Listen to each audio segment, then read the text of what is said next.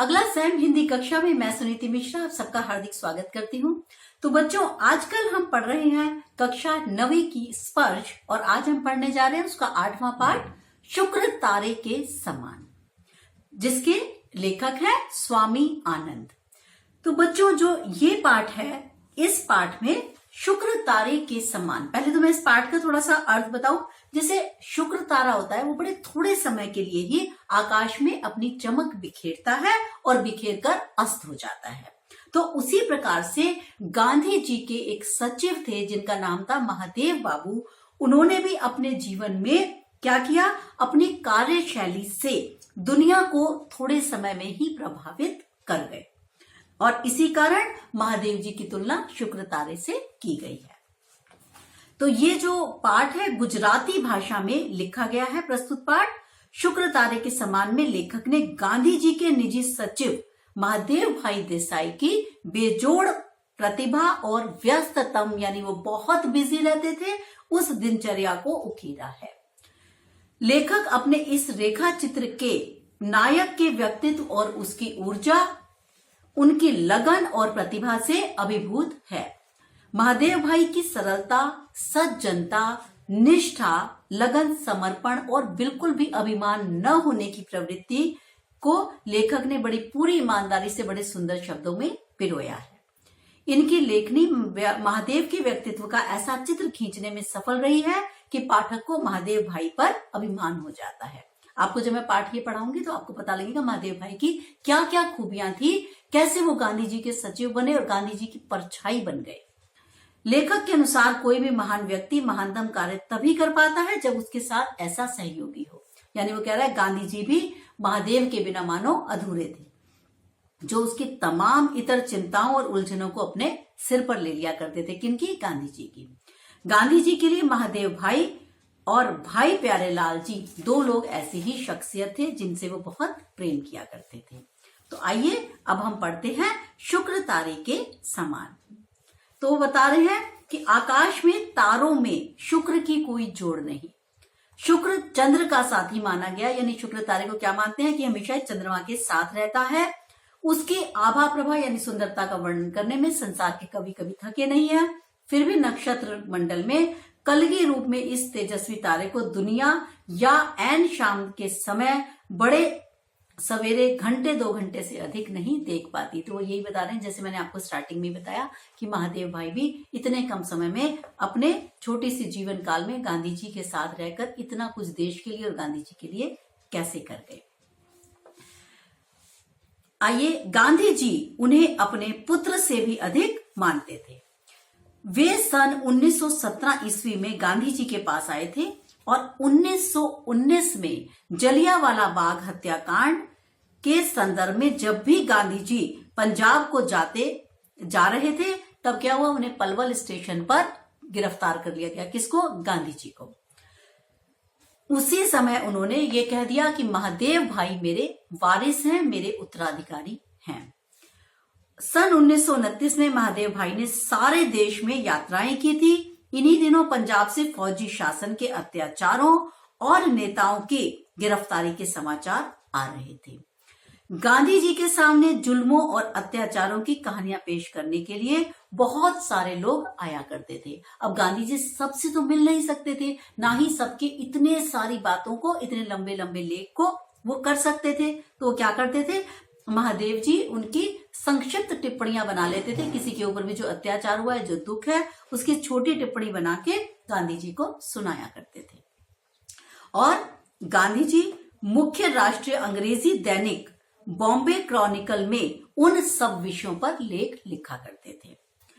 कुछ दिनों में क्रॉनिकल के निडर अंग्रेज संपादक हार्निमन को सरकार ने देश निकाला की सजा देकर इंग्लैंड भेज दिया। क्यों भेज दिया होगा? क्योंकि वो भारतीयों के पक्ष में लिखा करता था और अंग्रेजों के अत्याचार का विरोध किया करता था। तो अंग्रेजों ने क्या किया, उसको वापस इंग्लैंड भेज दिया। किसको? हार्निमैन को। और देश निकाला क्या था, भारत से निकाल दिया। उन दिनों मुंबई के 3 बड़े नेता थे, शंकर लाल वेंकट, डम्मर सोवानी और जमुना दास द्वारकादास। ये नेता यंग इंडिया नाम का अंग्रेजी साप्ताहिक निकालते थे। हार्निमैन के चले जाने से अब क्या हुआ, इनमें लिखने वाले लेखों की कमी रहने लगी। फलस्वरूप इन लोगों ने गांधी जी से कहा कि आप इसके संपादक बन जाइए, एडिटर बन जाइए। तब गांधी जी ने उनकी इच्छा पूर्ण करते हुए यंग इंडिया का संपादन कार्य अपने हाथ में ले लिया। काम इतना बढ़ गया था कि साप्ताहिक पत्र भी कम पड़ने लगा। यंग इंडिया को 2 बार प्रकाशित किया गया और नवजीवन नामक समाचार पत्र भी गांधी जी के पास आ गया। अब इतने सारे मैं आपको पत्र बता रही हूँ, उन सब में आर्टिकल लिखना, उनकी एडिटिंग करना, उन सबको ये देखना कि आप समझ ही सकते हैं कि किस तरीके से कोई गलती ना रह जाए, इन सब का, इन दोनों के लेख और टिप्पणियों आदि का काम कौन करता था? महादेव भाई करने लगे। इन पत्रों में महादेव लेखन के अलावा गांधी जी के कार्यकलापों का विवरण भी देते थे। केवल यही नहीं कि बाकी लोगों का दे रहे हैं, गांधी जी ने इन दिनों में क्या कार्य किए हैं उनका भी विवरण महादेव जी ही उन पत्रों में देने लगे। गांधी जी के संपर्क में आने से पहले महादेव भाई ने अनुवाद विभाग में नौकरी की थी, बाद में वकालत भी की। वकालत के साथ साथ उन्होंने टैगोर और शरद चंद्र साहित्य का अनुवाद भी किया था, मगर गांधी जी के संपर्क में आने के बाद वे साहित्यिक लेखन नहीं कर सके। क्यों? क्योंकि उनको समय ही नहीं मिल पाता था। महादेव भाई की लेखन शैली इतनी प्रभावशाली थी कि लोग चकित रह जाते थे। उन्हें शॉर्ट हैंड लिखनी नहीं आती थी, फिर भी मुलाकातों का, लोगों से मिले मुलाकातों का जो पूरा विवरण है वो उनकी डायरी में दर्ज रहा करता था।